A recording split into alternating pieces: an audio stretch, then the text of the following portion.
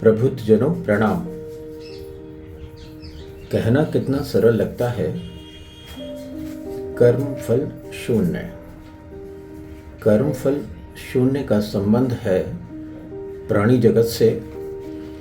प्राणी जगत में केवल मनुष्य योनि ही है जिसमें कर्म की स्वतंत्रता है, अन्यथा सभी योनियों में केवल इंद्रियों के वशीभूत कर्मफल भोगने का प्रावधान है। कर्मफल शून्य का विषय मनुष्य योनि से जुड़ा है। कर्मफल शून्य होने के दो तत्व हैं, एक है निष्काम कर्म और दूसरा है ईश्वर कृपा से सभी कर्म फलों का भोगना, तदुपरांत कर्म फल का शून्य होना। यह कितने जन्मों में होगा, यह विधि विधाता राम या ईश्वर की कृपा से ही संभव है।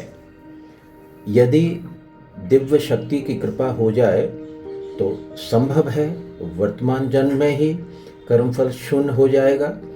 कर्मफल शून्य होने की अवस्था कैसी होगी?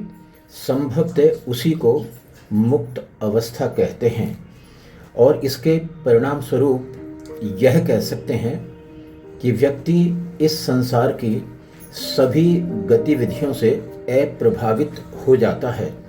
तब लाभ हानि, यश अपयश, मान अपमान सब कुछ प्रभावहीन हो जाता है।